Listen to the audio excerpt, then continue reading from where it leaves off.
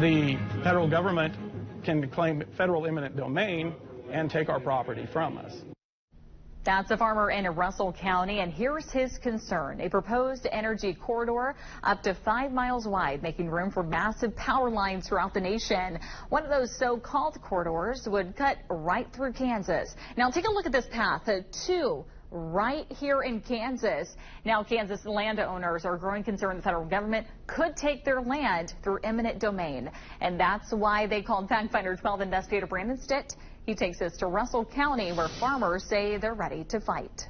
It's one of 10 proposed national electric transmission corridors.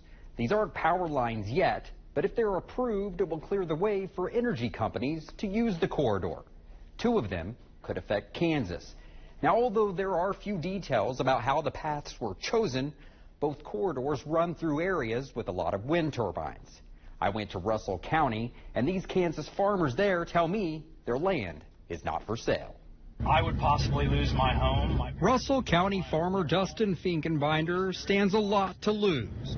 We would lose around 70 to 80% of the land that we own and rent. The land south of the small Kansas town of Waldo, where the U.S. Department of Energy has proposed an energy transmission corridor, 30 miles of it running right through Russell County. All of what you can see from horizon to almost horizon, as far north and south as you can see, that will all be in that federal corridor. Now, landowners and county leaders, including Russell County Commissioner Duke Strobel, are fighting to stop it from happening. We're going to have to band together and fight this together. And they made their objection clear in a letter to the Department of Energy. Commissioner Strobel highlights the fact that any land for the corridor could be taken by eminent domain.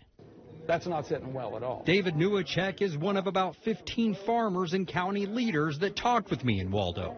When you're talking multi-generational land, homes, that type of thing, we're not going to give it up very easily. On Main Street sits the Waldo Way. It's the only business in our little town. Jennifer Lunn has been pampering clients here for 26 years. And her family, one of those multi-generational farming families. It's going to impact us in so many ways. The corridor could not only take her shop, but all of those generations of farmland. We absolutely don't want to have to start over. It's not for sale. A common theme in north central Kansas. My land is not for sale. Others' land is not for sale. Our lifestyle is not for sale. They need to hear our voices. I mean, our lives aren't for sale, you know. I reached out to U.S. Senators Jerry Moran and Roger Marshall about those concerns. Senator Moran says that he will pay close attention to the Department of Energy's electric interest transmission corridors. And the proposal, as it develops, he will continue to ensure landowners, their voices, are heard. Senator Marshall says in part that the use of eminent domain, if needed, is wrong. He says that he stood by his opposition of giving the federal government the ability to overrule states on local projects, and will continue to push back on the administration's overreach of power.